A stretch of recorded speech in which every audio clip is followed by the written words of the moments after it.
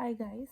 So from now onwards, we are starting with the design patterns. We will create the playlist for design patterns, and I'll explain you what are design patterns and what is the need of it, and what are the various types of design patterns. So let's start with design pattern. So if I want to understand what is design pattern, so design pattern are basically the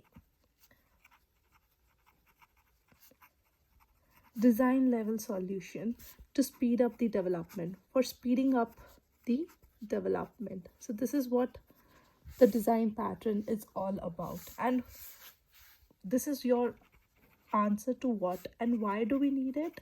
Why do we need you can understand, just like we have solid principles, in same way we have design patterns.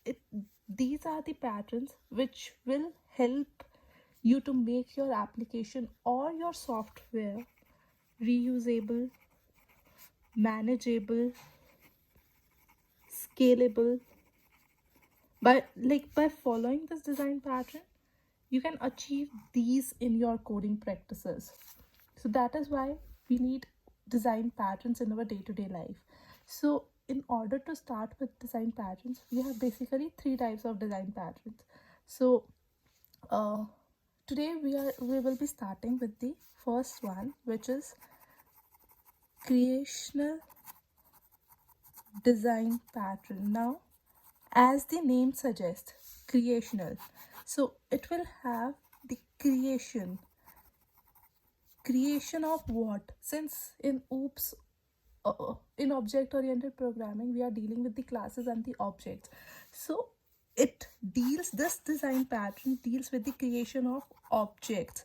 Whenever we feel the need of instantiation of an object or creation of object, just go for this creational design pattern.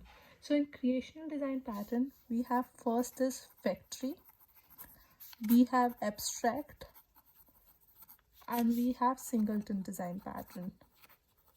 So today we will discuss about the factory design pattern.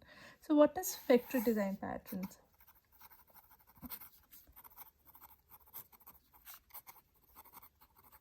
Now, as just go by the name factory. What is factory? Factory is something where things manufacture. So this is responsible for manufacturing of our objects. So I can show you one example where we are not using the factory pattern and where we will use the factory pattern, and I'll tell you the differences in both the examples. Hi guys, so in this video I'll explain you code wise without factory design pattern and with factory design pattern. So without factory design pattern, I have one interface which is vehicle, and it has one method which is get vehicle, and it has two implementation classes. One is bike, which is implementing vehicle and overriding its giving it is giving the definition of get vehicle method. It is saying my bike vehicle. The another one is the car. It is again implementing this vehicle and overriding its method, giving its implementation, saying my car object. Now I have one client which has the requirement. It says, like, when it says car, it should give the car object, and when it says bike, it should give the bike object. So now in my client class, so I'm inputting from the client, I'm taking the input from the client, and when the client says bike, it should give the bike object, and if I say car, it should give the car object, and my vehicle.getVehicle should print that implementation. So if I run this client and if I type bike, it is giving me my bike vehicle. And again, if I run this client class, and if I say car, it says my car object. Now the problem with this implementation is that suppose tomorrow client says, I want to add some more vehicles, like I want to add truck into this. If I type truck, I should get the truck object. um, if client says add ship, so if client uh, adds input ship, it should return the ship object. But now we can do it, like we can create the ship class, we can create the truck class. But the problem arises, it's the client code. This code is provided to the client. We can make implementation and classes in the backend, but why is there such need to change the client code? Client code should not be changed at any cost.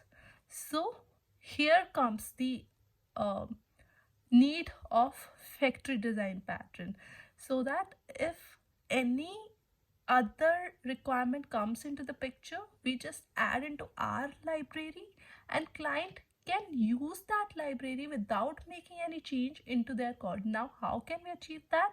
I'll show you in a minute. Now, with factory design pattern, what I did, I just copy pasted this bike, car, a client, vehicle. These classes I have copy pasted, and whatever the code I have already written in the client on the client side, what I did is I just cut it. I created one new library, which is factory library for our use case. For whatever the region we need the factory library for, I have created my factory library class for that reason. So if I go into my factory library, and this method will give you the vehicle instance. So whatever the input is coming from the client side, it's just read that input and return that particular vehicle object based on what client has given you the input. So based on that, based on the client preference, based on the client need, this factory library class is fulfilling the client's need by returning the type of vehicle that client is needing. So this factory library class is responsible for manufacturing your vehicle object and giving back to client. Now, so I have added two more files here. So now suppose in future any new requirement comes into the picture, your client code will remain intact. There won't be any change in your client code. Now suppose if I run this, so this is the usage of a factory design pattern. If I run it again, now I have added the truck functionality here, which was not in the earlier without factory design pattern. So if any new functionality comes into the picture in future, only your library class is the one which will get changed. Your client class will remain intact. That is the usage of factory design pattern. That's all for this video.